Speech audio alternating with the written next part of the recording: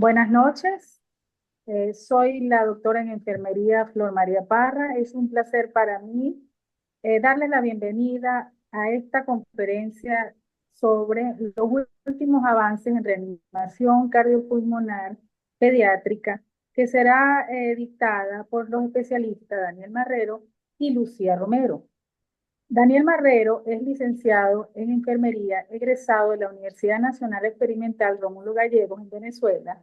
Es especialista en cuidados al paciente en estado crítico, egresado de la Universidad de los Andes en Venezuela, y se desempeña como facilitador instructor certificado por la American Heart Association en soporte avanzado en pediatría. Ha realizado diplomados relacionados con metodología de la investigación, gerencia en salud y docencia universitaria, destacando su participación como conferencista en talleres, cursos y eventos científicos. En la actualidad es docente en los módulos de reanimación cardiopulmonar y electrocardiografía en los posgrados de cuidado al paciente en estado crítico, medicina crítica y terapia intensiva, mención adulto y pediátrico de la Universidad de los Andes, además de ejercer como especialista en las UCI de instituciones de salud en el estado Mérida, Venezuela. La doctora Lucía Romero es médico cirujano egresado de la Universidad de los Andes en Venezuela, médico especialista en pediatría y poricultura y médico especialista en terapia intensiva y medicina crítica, mención pediátrica de la Universidad de los Andes. Está certificado por el Consejo Nacional de Reanimación y Centro de Prevención e Instrucción de Emergencias en Reanimación Cardiopulmonar Avanzada, Pediátrica y Soporte Vital, bajo las pautas de la American Heart Association. Ha participado como ponente en diversos eventos de carácter científico en el área de investigación, cuenta con un número de publicaciones en revistas indexadas, además de haber ganado premios por su destacada participación como autor, coautor y tutor de trabajos de investigación en el área de pediatría. En la actualidad se desempeña como profesor del Departamento de Poricultura y Pediatría de la Facultad de Medicina, Universidad de los Andes, y como médico especialista en la Unidad de Cuidados Intensivos Pediátricos del Instituto Autónomo Hospital Universitario de los Andes, en Mérida, Venezuela. Los dejo con ellos. Muy buenas noches. Es un gusto para nosotros acompañarlos en esta actividad. Agradezco enormemente a todo el equipo organizador por tan gentil invitación. Y tal y como les mencionaba la doctora Flor, vamos a conversar un poco sobre reanimación cardiopulmonar pediátrica, enfocándonos en los avances que se han publicado en las guías desde el año 2020 hasta la actualidad. Los objetivos de nuestra reunión serán los siguientes. Vamos a, en primer lugar, conocer la epidemiología de la parada cardíaca y extrahospitalaria en pediatría. Vamos a analizar la cadena de la vida pediátrica según la Asociación Americana del Corazón para el año 2020. Y vamos también a explicar los cambios más relevantes ocurridos en los últimos años en el área de la RCP pediátrica. Para ello vamos a partir de la definición de paro cardíaco en pediatría. Y es que esta lo podemos definir como una interrupción potencialmente reversible de la circulación y la respiración, lo cual clínicamente se expresa como ausencia de conciencia en el paciente, ausencia de pulso y ausencia de ventilación espontánea. Es muy importante destacar que en el paciente pediátrico, por razones de tipo fisiológicas, cuando el pulso es menor a 60 pulsaciones por minuto y el paciente no responde al llamado y no ventila espontáneamente, aunque el paciente tenga pulso, el equivalente es no tener pulso. Entonces lo tratamos de igual manera como si el paciente no tuviera pulso. Epidemiología del paro cardíaco en pediatría se está descrita en la literatura como un problema hiperagudo de baja incidencia. ¿Por qué hiperagudo? Porque se presenta habitualmente de manera súbita. Afortunadamente es un problema que no se presenta de manera tan frecuente, sobre todo cuando lo comparamos con las cifras de paro cardíaco en adultos. Sin embargo, las consecuencias que tienen representa un gran problema desde el punto de vista de la morbimortalidad y de allí su importancia. Revisando algunas cifras estadounidenses, eh, ocurren aproximadamente 20.000 paradas cardíacas anualmente entre niños y lactantes en Estados Unidos y de ellas aproximadamente 7.000 ocurren fuera del hospital. En el área intrahospitalaria, esto representa aproximadamente 12,66 paradas cardíacas por cada 1.000 hospitalizaciones y la sobrevida al alta de manera global en estos pacientes está en torno al 41%, aunque esto puede variar, por supuesto, dependiendo del centro en cual se estudie. Hay hospitales que registran tasas de sobrevida de 15%, pero también los hay quienes reportan tasas superiores al 50%. Todo depende mucho del nivel de entrenamiento que tenga ese hospital en particular en el área de reanimación cardiopulmonar. Lamentablemente, en el área extrahospitalaria, el pronóstico no es tan bueno. Se describe una sobrevida global en torno al 11,4%, pero noten cómo existen grandes diferencias dependiendo del grupo etario al cual pertenece al paciente. En el caso de los adolescentes, la sobrevida está en torno al 17%, en el caso de los niños 13,2% y lamentablemente en el caso de los lactantes, la sobrevida es apenas del 4,9%. Con estas cifras cabe hacerse una pregunta muy lógica y es si los resultados han variado en los últimos años. En cuanto a la parada cardíaca intrahospitalaria, la verdad es que los resultados han mejorado bastante. Fíjense que para el año 2000 se describía una sobrevida de alrededor del 19% y para el año 2018 esa sobrevida se ha duplicado hasta un punto de 38%. Como les decía hace un momento, hay hospitales que incluso reportan cifras superiores al 50%. Pero en el caso del paro cardíaco extrahospitalario, lamentablemente no ha habido cambios significativos. Para el año 2000, para el periodo comprendido entre 2008 a 2012, la sobrevida reportada era del 6,7 al 10,2% y hace un momento les mencioné que en la actualidad, de manera global, la sobrevida ronda el 14% en países desarrollados económicamente como Estados Unidos. Por supuesto, en otros países la tendencia es a que la sobrevida sea todavía menor.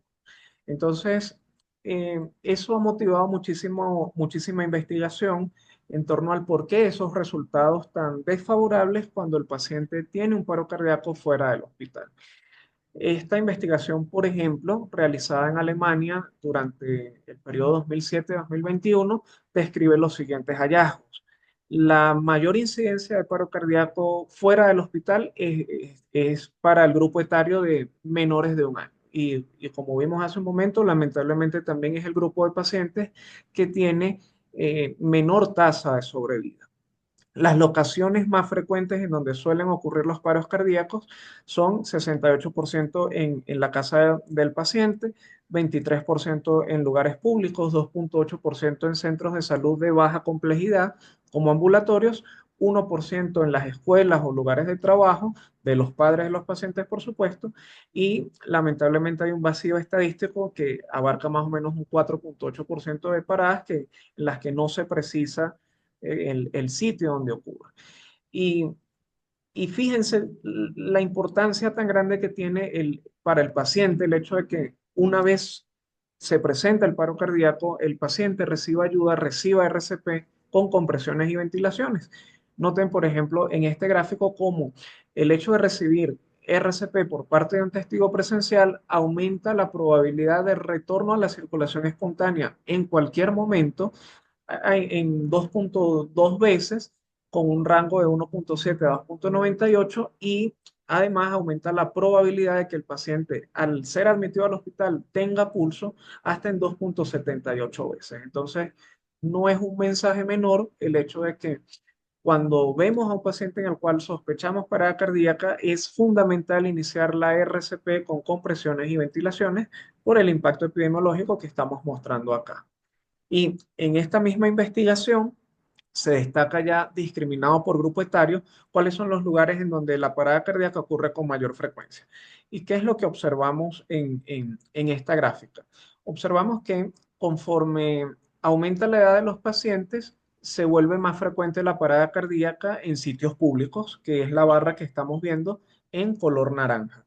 Noten que ya para el grupo etario de 13 a 18 años, más de un 40% de los paros cardíacos ocurren en lugares públicos, pero en todos los grupos etarios predomina la parada cardíaca en casa. Y la parada cardíaca en casa es una situación extremadamente dramática porque evidentemente el paciente pudiera presentar el evento en su cuarto, en el jardín, y pudiera transcurrir un tiempo considerable hasta que el paciente es conseguido por algún familiar que muchas veces no tiene la mejor preparación para iniciar las maniobras de RCP.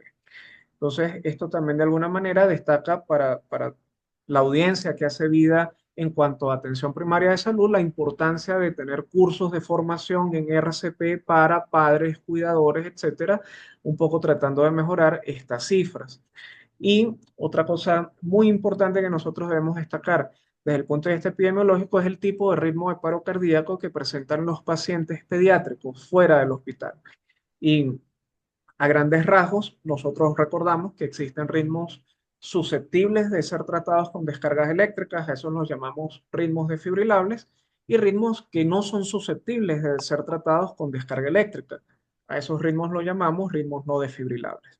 Sabemos también que los ritmos no desfibrilables, los que no pueden ser tratados con electricidad, son ritmos en general que tienen un peor pronóstico. ¿Cuáles son esos ritmos? Precisamente los que son más frecuentes en el paciente pediátrico que hace paro cardíaco fuera del hospital. En este caso, asistolia y actividad eléctrica sin pulso. Observen cómo la barra de color azul oscuro, que es la que representa en este caso los pacientes que presentan como ritmo inicial la asistolia, es la que predomina en todos los grupos etarios. Entonces, esto hace mucho más difícil el mejorar las tasas de sobrevida en estos pacientes porque, un poco para entender por qué en el adulto el paro cardíaco extrahospitalario tiene mejores resultados, entre otras cosas es por el hecho de que son pacientes en los que la descarga eléctrica les ayuda muchísimo, pero por supuesto eso está supeditado al tipo de ritmo que presenta el paciente. Y el paciente pediátrico, desde ese punto de vista, tanto fuera del hospital como dentro del hospital incluso, no se beneficia tanto. ¿Ok? Entonces, pudiéramos hablar de algunos factores relacionados con el resultado final tras un paro cardíaco y pudiéramos decir que en el caso de los entornos hospitalarios, el reconocimiento temprano del riesgo de paro cardíaco, la RCP de alta calidad, un poco de RCP extracorpóreo, y eso lo vamos a mencionar durante la conferencia, y los cuidados postparo han contribuido de una manera muy importante a que las tasas de sobrevida mejoren. Y una demostración de eso es el hecho de que actualmente más pacientes hacen parada cardíaca en unidades de cuidados intensivos pediátricos, dado que el personal se percata tempranamente del deterioro clínico del paciente y el paciente es adecuadamente derivado al ambiente hospitalario que mejor le puede atender. Mientras que en el caso de la parada cardíaca extrahospitalaria, lamentablemente hay variables que no podemos controlar demasiado, como por ejemplo la presencia de testigos presenciales al momento de ocurrir el paro cardíaco y el inicio temprano de la RCP por testigos presenciales, que está directamente relacionado con el tópico anterior. ¿Ok? Entonces, bueno, con estas cifras que por supuesto son alarmantes, nos podemos hacer la pregunta que nos hacía Bugs Bunny a todos los de la generación de los 80 y los 90, que es que, ¿qué hay de nuevo entonces en reanimación cardiopulmonar? Y es sobre eso que vamos a conversar a continuación. Y para lo que vamos a conversar, vamos a estar refiriéndonos constantemente a guías internacionales de probado respaldo científico. Existen muchísimas, existen guías europeas, asiáticas, australianas, africanas, y nosotros vamos a estar haciendo referencia constantemente a dos organismos muy importantes. Uno de ellos es la Asociación Americana del Corazón, que desde el punto de vista asistencial es quien tiene mayor área de influencia en reanimación cardiopulmonar para las Américas, pero también vamos a estar hablando de ILCOR. ILCOR es el Comité de Enlace Internacional para la Resucitación Cardiopulmonar. Y si uno quisiera hacer alguna analogía acá para entender un poco cómo se manejan estas cosas de las guías en RCP, nosotros podríamos decir que ILCOR es el padre de todas las guías de reanimación que se publican en el mundo. mientras que las guías como las que publica la Asociación Americana del Corazón, o las que publica el Consejo Europeo de Resucitación, vendrían a ser hijas de ILCOR. Entonces, vamos a ver que algunas recomendaciones están directamente reflejadas en las guías de la Asociación Americana del Corazón, que serían las guías hijas, pero otras recomendaciones muy importantes también vienen respaldadas por ILCOR, que, como les decía, es un organismo supranacional que es quien dirige todo esto a nivel internacional. Y lo primero que tenemos que mencionar como un cambio importante es el hecho de que la cadena de la vida, que nosotros ya conocemos tradicionalmente, existen dos, una para el área extrahospitalaria y una para el área intrahospitalaria, sufrió un cambio. Y ese cambio es que se agregó un nuevo eslabón a ambas cadenas, quedando las cadenas entonces para este momento, en el caso de la cadena extrahospitalaria, como prevención, activación del sistema de emergencia, inicio de RCP, RCP avanzada, cuidados post-paro cardíaco y el nuevo eslabón que es el de recuperación. Y en el área intrahospitalaria, entonces tenemos el primer eslabón que es de reconocimiento temprano del deterioro clínico del paciente con prevención, activación del sistema de emergencia, RCP de alta calidad, RCP avanzada, cuidados post-paro cardíaco y también el eslabón de recuperación. Entonces, ambas cadenas sufrieron una modificación para el año 2020 y esto por darse cuenta las guías de reanimación del hecho de que muchos pacientes posterior a sufrir un paro cardíaco experimentan secuelas tanto neurológicas como de otra índole que suelen requerir intervenciones especializadas. Entonces, por primera vez en la historia, las guías de reanimación comienzan a tomar esto en cuenta como un punto importante. Ahora, vamos a ir destacando lo que hay de nuevo en cada uno de los eslabones de la cadena. Les adelanto que en cuanto a la activación del sistema de emergencia, no hay nada nuevo, de tal manera que ese eslabón no lo vamos a considerar en esta conferencia, excepto que alguno de los participantes tenga alguna pregunta al final, pero nos vamos a centrar en el resto de los eslabones de la cadena. Y el primer eslabón que vamos a considerar es en el área intrahospitalaria. ¿Cómo detectamos el riesgo de paro cardíaco en los pacientes? Y es que sí hay algunas recomendaciones nuevas que nos pueden ayudar un poco a eso. Esta, esta recomendación la extraigo de ILCOR año 2022 y ellos dicen textualmente, se sugiere utilizar un sistema de alerta temprana para monitorear a los pacientes hospitalizados con el objetivo de identificar tempranamente el deterioro clínico de los pacientes y, por supuesto, tomar las medidas pertinentes, derivarlo al mejor sitio posible. Hasta ahora, las investigaciones que se han hecho han tomado en consideración sobre todo el Pediatric Score Early Warning System. Ha sido el más estudiado, hay otros, pero fundamentalmente todos tienen una construcción bastante similar. Y es que si nosotros recordamos el triángulo de evaluación pediátrica, recordaremos que evaluamos en esencia el estado neurológico del paciente, el estado respiratorio y cardiovascular, y podemos, dependiendo de las características clínicas del paciente en esas categorías, asignarle puntajes de 0, que sería el paciente que está en perfectas condiciones, hasta el puntaje máximo por categoría de 3 puntos. Entonces, esto a manera de semáforo funciona como un algoritmo en donde a mayor puntaje, mayor severidad del paciente, y hasta ahora las investigaciones que se han hecho, aunque no han logrado demostrar una disminución en la mortalidad de los pacientes, lo que sí han logrado demostrar con diferencia estadísticamente significativa es una disminución del número de eventos no previstos, ¿ok? Y esto tiene directamente que ver con lo que les comentaba hace un momento.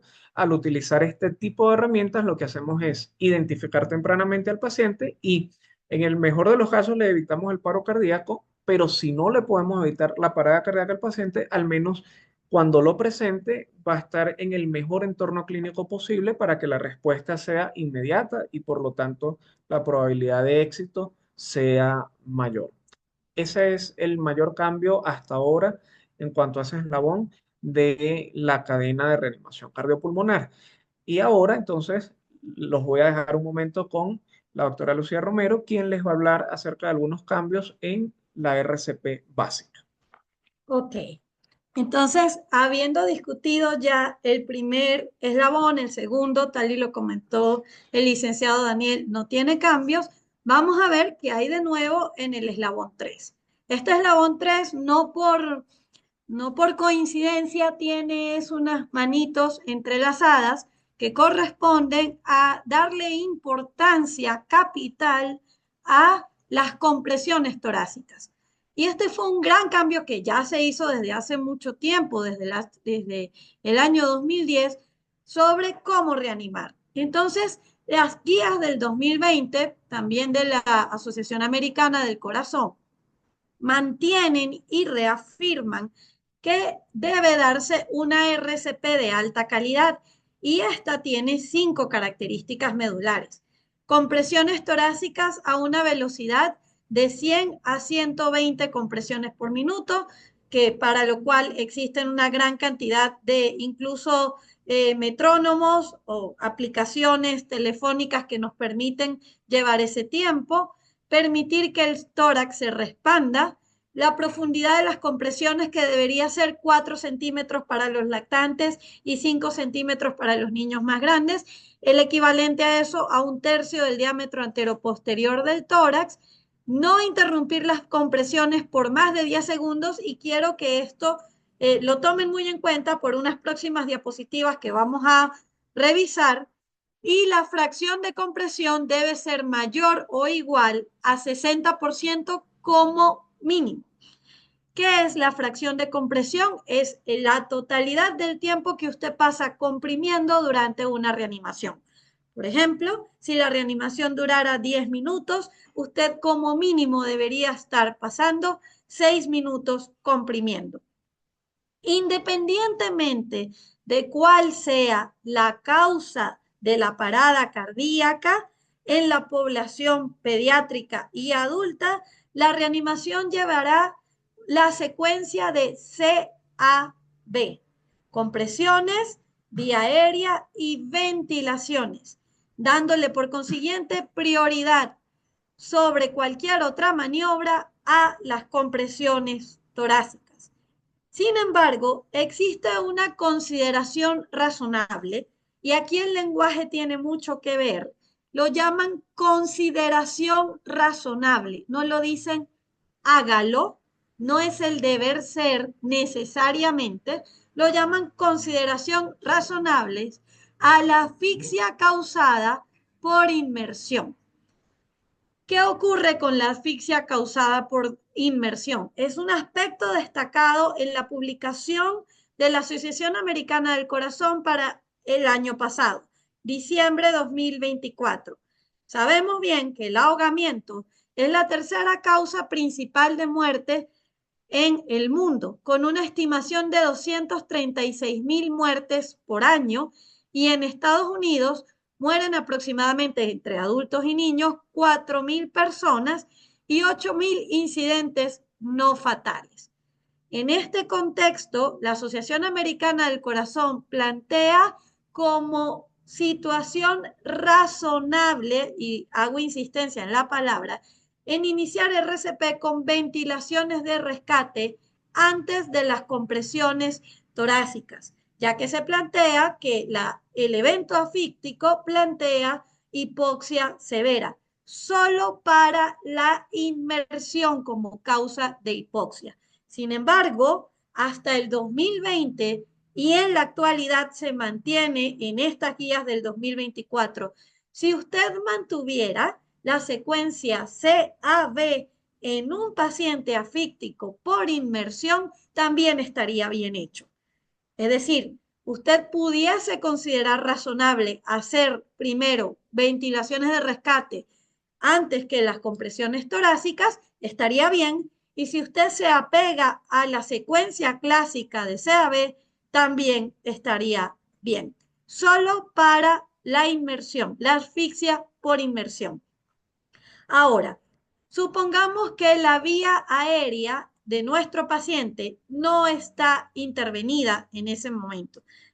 En ese caso, se hará la utilización de bolsa máscara con ventilaciones en una secuencia de 32, si hay un solo reanimador, o 15.2 para más de un reanimador, según lo establecido por la Asociación Americana del Corazón para el año 2020 y reafirmado para el año 2024. Ahora, si hubo un cambio sustancial, si ya su paciente tiene una vía aérea avanzada, es decir, tiene un dispositivo, por ejemplo, un tubo endotraqueal. Ahí es razonable apuntar que la frecuencia de respiraciones, o sea, de ventilaciones, se harán cada 2 a 3 segundos. Hasta el 2020, las guías publicadas previos al 2020 planteaban que fuera una ventilación cada 5 a 6 segundos, lo cual nos daba 10 ventilaciones en un minuto. Sin embargo, a partir de ahora se plantea que, es decir, de ahora 2020, se plantea que debe ser una respiración cada 2 a 3 segundos, lo cual nos da 20 a 30 respiraciones por minuto en ese lapso de tiempo. ¿Ok? Sin embargo, no se deberían exceder estas recomendaciones, o sea, no por encima de 30, ya que una hiperventilación o ventilación excesiva puede comprometer la hemodinamia de un paciente que está bajo ventilación mecánica. Según ILCOR, las guías madre indican, y entonces aquí empezamos con una situación del lenguaje que nos termina poniendo en una posición como Mario Moreno Cantinflas. No es lo uno ni lo otro, sino todo lo contrario. A ver, les explico. Acabamos de decir que hay una necesidad de ventilar con bolsa máscara. Y eso es lo correcto y eso es lo que se debe hacer, no solo en el ámbito extrahospitalario, sino en el intrahospitalario también. No existe evidencia suficiente para apoyar o rechazar la ventilación bolsa máscara frente a tubo endotraqueal en áreas intrahospitalarias.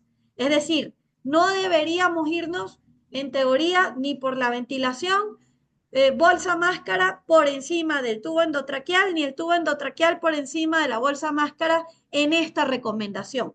Pero inmediatamente las guías ILCOR dicen lo siguiente: el objetivo a toda costa de la RCP será lograr ventilar por cualquier medio sin deteriorar la calidad de las compresiones torácicas. Y tomando en cuenta que tendríamos solamente 10 segundos para no deteriorar la calidad de las compresiones torácicas, si usted no cuenta con un equipo muy diestro, como pueden ser los especialistas en anestesiología o los especialistas en cuidado crítico, para intubar a ese paciente con un tubo endotraqueal, es mejor que mantenga la bolsa máscara y siga ventilando a su paciente así hasta que llegue el equipo que pueda hacerlo de manera rápida y efectiva. Ahora bien, la única excepción a esto es que su paciente no tenga la posibilidad de ser ventilado con esa bolsa máscara, porque, por ejemplo, tiene una fractura importante a nivel maxilofacial, una fractura Lefort 4, y ese paciente sí deberá ser intervenida rápidamente su vía aérea, pero deberá hacerse en no menos de 10 segundos. Entonces, por eso es que el lenguaje de las guías hay que tomarlo con mucho cuidado y con pinza. Ahora bien, si ya durante la parada cardíaca su paciente tenía un dispositivo avanzado de vía aérea como un tubo endotraqueal, idealmente, o usted va a usar un tubo endotraqueal, deberá usarlo con manguito por encima de los tubos endotraqueales sin mango inflado, ¿ok? Esto para mejorar la capnografía y la ventilación, según las guías 2020, sobre todo en los pacientes con mala compliance pulmonar y para reducir la necesidad continua o de recambios de tubo endotraqueal porque existan extubaciones accidentales. Por otro lado, se desaconseja el uso rutinario de presión cricoidea durante el procedimiento de intubación endotraqueal en pacientes pediátricos, ya que esto dificultaría la visualización laringoscópica y además permitiría tener obstáculos en la ventilación bolsa máscara, que es la que en principio usted va a usar. Eso en cuanto al eslabón número 3. En el eslabón número 4, es decir, las actividades intraparo cardíaco, vamos a ver qué tiene por comentarnos el licenciado Daniel. Muy bien, entonces nosotros entendemos como reanimación cardiopulmonar avanzada aquella en la que además de ejecutar los procedimientos que ya ha venido describiendo la doctora Lucía, compresiones y ventilaciones, con todas las consideraciones ya mencionadas, vamos a también utilizar algunos medicamentos, idealmente por vía intravenosa, también pudiéramos utilizar la vía intraósea para tal fin. Y en cuanto a estos medicamentos, han ocurrido algunos cambios que merecen la pena destacar en esta conferencia. El primero de ellos tiene que ver con la adrenalina, y es que sabemos que desde los inicios de la reanimación cardiopulmonar moderna, la adrenalina ha sido un fármaco que nos ha acompañado prácticamente de manera inseparable, ¿ok? Sin embargo, la adrenalina es un medicamento que ha estado sujeto a muchísima controversia. Podemos recordar estudios como el Paramedic 2, en donde la adrenalina se puso bastante en tela de juicio en cuanto a su capacidad de mejorar los resultados clínicos, pero en pacientes adultos. ¿Qué se ha dicho en torno a la adrenalina en el caso de pediatría?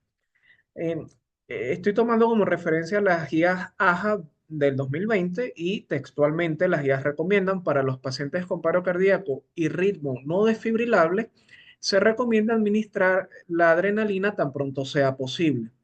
Pero en el caso de aquellos pacientes que tienen un ritmo de paro desfibrilable o incluso en aquellos casos en donde por cuestiones de orden logístico no logramos identificar rápidamente cuál es el ritmo de paro cardíaco del paciente, hay una recomendación que nos orienta en cuanto a que en cualquier situación de paro cardíaco es razonable iniciar la administración de adrenalina durante los primeros 5 minutos de la reanimación cardiopulmonar. Y esta recomendación se basa en la revisión de muchos trabajos científicos. Yo les traigo solamente dos de ellos, quizás dos de los más relevantes.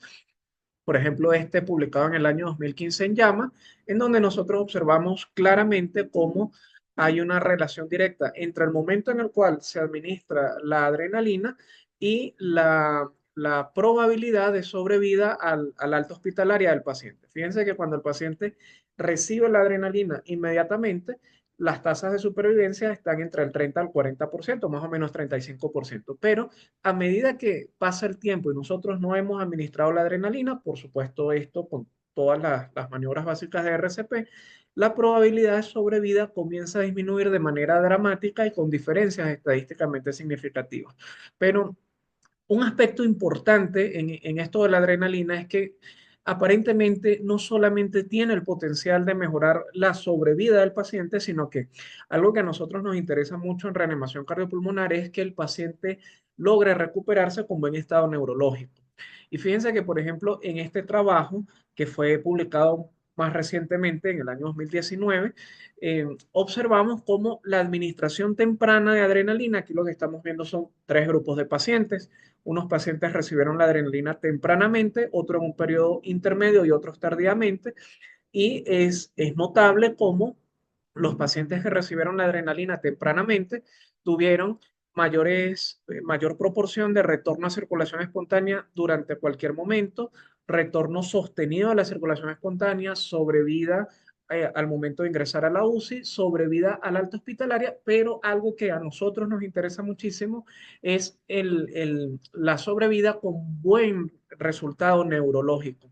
Y fíjense que el uso de la adrenalina, por ejemplo, en este trabajo se asoció con mayor proporción de buen resultado neurológico con diferencias estadísticamente significativas. Entonces, esto ayuda un poco a despejar las dudas que teníamos en torno a si debíamos o no seguir utilizando la adrenalina como lo veníamos haciendo, y actualmente la recomendación es iniciarla tempranamente en los ritmos no desfibrilables o durante los primeros 5 minutos de la reanimación en el caso de los ritmos desfibrilables o en caso de desconocer el ritmo de paro cardíaco del paciente.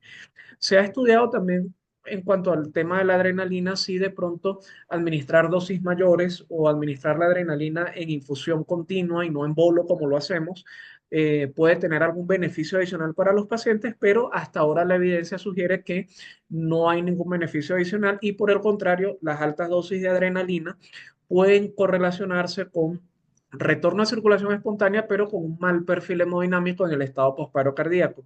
Suelen ser pacientes con mayor riesgo de taquiarritmias, de crisis hipertensivas, de tal manera que debemos utilizar hasta ahora la adrenalina tal y como lo recomiendan las guías, a 0,01 miligramos por kilo cada 3 a 5 minutos, iniciándola como lo he comentado hace un momento.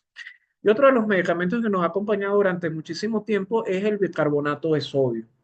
Antes lo utilizábamos prácticamente de manera rutinaria, básicamente por la evidencia que provenía de un modelo trimodal del paro cardíaco que establecía que después de los primeros 8 a 10 minutos de reanimación, el paciente entraba en una fase metabólica, así descrita, fase metabólica, que consistía en una acidosis muy severa, que incluso desnaturalizaba las aminas vasoactivas que estábamos administrando, y por eso se creía que básicamente todo paciente con una reanimación más o menos prolongada iba a necesitar bicarbonato de sodio. Actualmente las guías desaconsejan de manera rotunda el uso rutinario de bicarbonato de sodio durante la reanimación porque se ha observado no solamente que no ofrece beneficios, sino que también puede asociarse con peores resultados. De tal manera que la recomendación actual para el uso de bicarbonato de sodio está circunscrita a situaciones especiales y muy concretas, como por ejemplo el manejo del paciente con hipercalemia, aquellos pacientes que tengan algún tipo de intoxicación medicamentosa que sea susceptible de tratarse a través de bicarbonato de sodio, pero no es un medicamento que debamos utilizar de rutina y mucho menos supeditado a un tiempo de reanimación, ¿ok? Porque podemos estar causando más daño que beneficio a nuestros pacientes. Y a propósito de el uso de fármacos, les mencionaba, por ejemplo, en cuanto a bicarbonato, hay indicaciones muy puntuales en donde el paciente se beneficiaría. En el año 2023, la Asociación Americana del Corazón publica este documento que es tremendamente interesante, es un documento relativamente extenso, centrado en el abordaje del paciente con síndromes toxicológicos capaces de producir paro cardíaco. En el documento se describen más de una decena de síndromes toxicológicos y nos aparecen allí tanto las manifestaciones clínicas como las dosis que deberíamos estar considerando para pacientes adultos y pediátricos. Algunos de estos medicamentos requieren dosis de mantenimiento, pero por supuesto, describir este documento completamente excedería con creces los límites de esta conferencia, de tal manera que solamente les hago mención, este documento existe, conviene revisarlo porque nos ayuda mucho en la reanimación cardiopulmonar avanzada, a eso que nosotros llamamos identificar y tratar la causa potencialmente reversible de paro cardíaco, que en muchos casos se trata de cuadros de intoxicación. Y fíjense que la misma guía lo plantea en el periodo de 12 meses que finalizó en abril del 2021.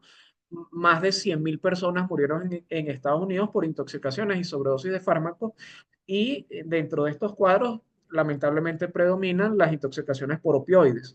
Y esta cifra reportada para ese momento supuso un aumento del 28,5%, casi un tercio, respecto al año anterior. Esto ha motivado también al hecho de que se haga cada vez más énfasis en el entrenamiento para la administración, incluso por reanimadores LEGO. Reanimadores LEGO son personas que no están formadas en ciencias de la salud, pero que tienen cursos de primeros auxilios, RCP. Estas personas pudieran estar administrando fuera del hospital dosis de naloxona por vía intramuscular o por vía intranasal si sospechan que la causa de parada respiratoria o parada cardíaca del paciente es una intoxicación relacionada con opioides. Entonces, el documento está allí. Es bueno que lo revisen en profundidad porque ayuda bastante a entender un poco qué deberíamos hacer en el caso de que nosotros identificáramos un síndrome toxicológico como causa del paro cardíaco. Y finalmente vamos a hablar un poco de qué hay de nuevo en el quinto eslabón de la cadena, que corresponde al cuidado postparo cardíaco. Y para eso, la doctora Lucía les va a hacer algunos comentarios. Ok, porque es que resulta que el cuidado de un paciente en parada cardíaca no llega solamente hasta el retorno a la circulación espontánea. Y este quinto eslabón de cuidados post parada cardíaca es extremadamente importante y por supuesto ya se hace en áreas muy especializadas como las áreas de cuidado crítico. ¿Qué es lo que se ha planteado hasta ahorita? Fíjense, en el año 2020, la Asociación Americana del Corazón planteaba que aquellos infantes, o sea, niños menores de 1 año y mayores de 1 año, posterior al retorno a la circulación espontánea, deberían recibir o bien fluidos o bien drogas vasoactivas inotrópicas para mantener una presión arterial sistólica mayor al percentil 5 para la edad. Año 2020. La revista Circulation, que es la revista de publicación del American Heart, plantea la recomendación en el año 2024, el 10 de diciembre del 2024, plantea que plantea digamos, un nuevo esquema que dice ILCOR, en donde se recomienda que la presión arterial sistólica debería ser mayor al percentil 10 en pacientes pediátricos con retorno a la circulación espontánea. Sin embargo, toda la evidencia hasta ahora publicada en la población pediátrica es basada en estudios observacionales con una evidencia de no muy alta calidad, por lo que es muy probable que estemos viendo futuros cambios en donde, por supuesto, debe prevalecer el juicio clínico y evidentemente ningún parámetro único, hemodinámico, aislado, nos va a dar cuenta de la idoneidad del aparato cardiovascular de este paciente. O sea que en principio se plantea que fuera percentil 10. ¿Por qué? ¿Por qué cambiaron del 5 al 10? Bueno, en principio porque el 10 incluye los del percentil 5. Y en segundo lugar, tratando de cuidar lo que más valioso puede ser, que es la perfusión cerebral. Ya percentil 10 para el flujo sanguíneo cerebral no es el más adecuado, pero es lo mínimo. Realmente ha sido una recomendación un poco, como les venía diciendo, basadas en estudios observacionales y no a través de metaanálisis o algo que indique por qué es percentil 10, pero es lo que en la actualidad ILCOR recomienda como mínimo para mantener en el cuidado postparada cardíaca.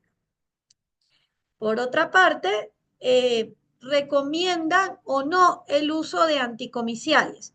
Pues resulta que para el 2020, la Asociación Americana del Corazón planteaba que se recomendaba un monitoreo electroencefalográfico continuo para la detección de convulsiones y estados epilépticos no convulsivos, es decir, donde no viéramos clínica de convulsión tras la parada cardíaca en pacientes comatosos. Sin embargo, la actualización hecha por ILCOR en diciembre del 2024 no recomienda el uso de anticonvulsivos de manera rutinaria y profiláctica, solamente como tratamiento, como lo venía señalando, como tratamiento durante el periodo postparo cardíaco de aquellos pacientes con convulsiones clínicamente detectables o electroencefalográficamente, es decir, no usarlo de rutina. Desde el punto de vista ventilatorio, también es necesario mencionar ventilación, hablando de CO2 y oxígeno, monitoreo electroencefalográfico, como ya lo estábamos hablando, y también temperatura.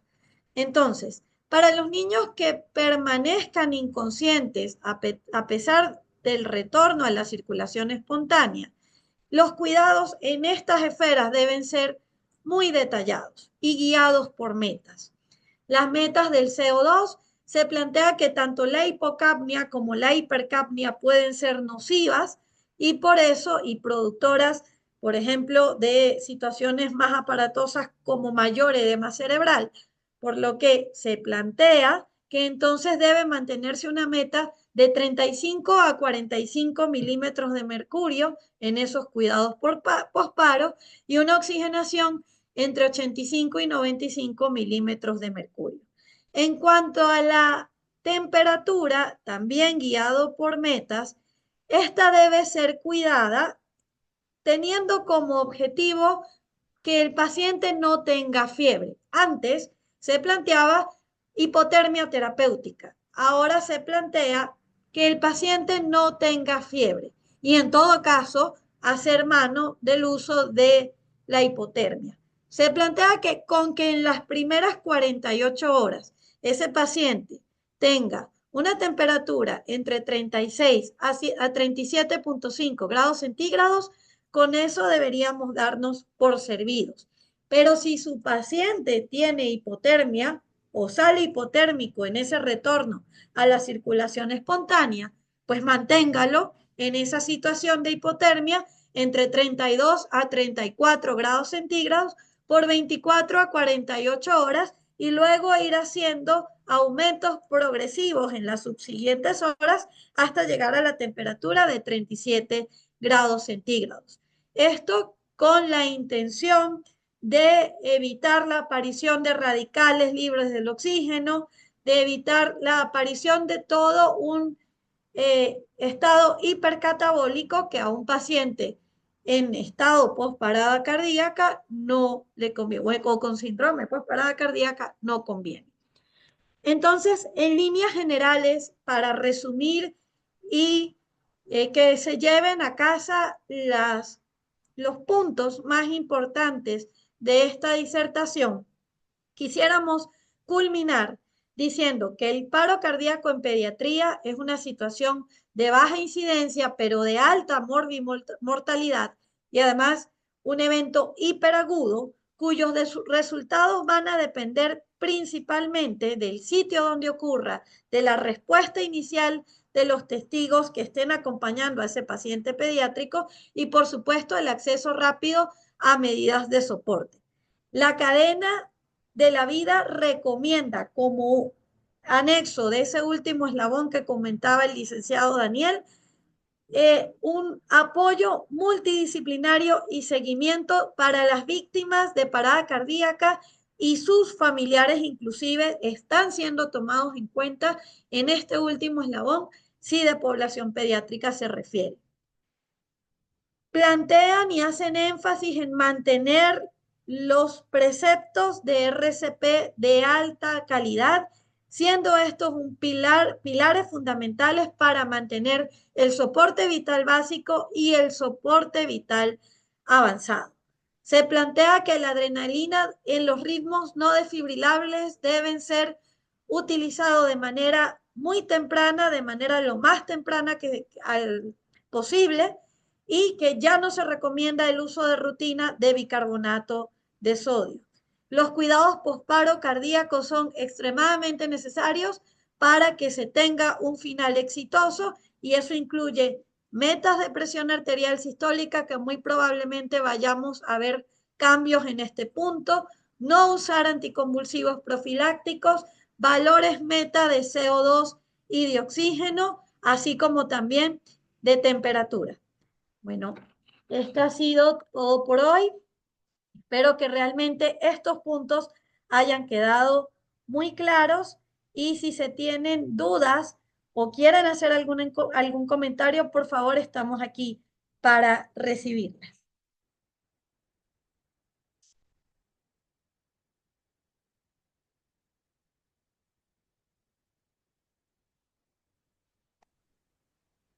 Buenas noches. Gracias Muy por buenas noches.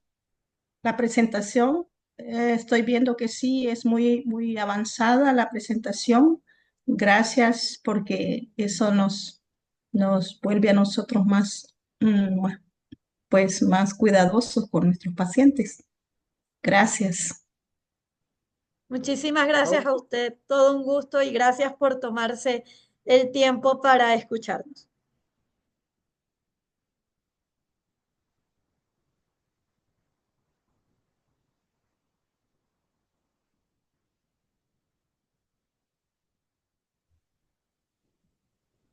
Buenas noches. Yo no pude ver la charla completa, pero quisiera que me aclaren algo. Entonces, el uso del bicarbonato eh, ya no es tan necesario en los pediátricos o, o puede ser en pediátrico y adulto, esa medida. Sí, bueno, en esta conferencia tratamos puntualmente aspectos pediátricos, pero ciertamente la tendencia en cuanto al uso de bicarbonato es la misma para la atención del el paciente adulto. De hecho, en el año 2023, formalmente la Asociación Americana del Corazón desaconseja el uso rutinario de bicarbonato de sodio en pacientes adultos, así también como otros fármacos, dentro de ellos el gluconato de calcio. Entonces, el escenario es muy similar. Básicamente estaríamos usando bicarbonato de sodio tanto en adultos como en pacientes pediátricos, solo cuando tengamos, por ejemplo, una acidosis metabólica severa documentada y pensemos que esa es la causa de paro cardíaco, o en algunas otras situaciones especiales, como lo puede ser el abordaje inicial del paciente con hipercalemia o pacientes con algún tipo de intoxicación que sea susceptible de tratarse con bicarbonato de sodio. Una de las que siempre recordamos es, por ejemplo, la intoxicación con antidepresivos tricíclicos. En el paciente pediátrico esto puede ocurrir porque básicamente el niño tiene curiosidad, ingiere las pastillas que de pronto consume el abuelo, un familiar, y eso puede desencadenar una parada cardíaca. Entonces, es muy similar la recomendación para adultos y para niños, solo casos muy específicos. Y es muy importante recordar el por qué, no solo porque el paciente no se beneficia del uso rutinario, sino que lo que es más grave todavía, el paciente se perjudica del uso rutinario de bicarbonato. ¿Qué se ha observado? Por ejemplo, menores tasas de retorno a circulación espontánea y los pacientes que logran sobrevivir al paro cardíaco y en los que se usó el bicarbonato sin una indicación específica son pacientes que tienen mayor riesgo de hipernatremia, de sobrecarga hídrica y por supuesto eso en un paciente con un corazón que acaba de sufrir una anoxia isquémica es una situación bastante ominosa. Eh, si tienes alguna otra duda en torno al bicarbonato, estoy completamente disponible, por supuesto, para responder. Bien, ¿Alguna otra está bien, duda muchas o gracias. acotación? Pude entender mejor. Excelente.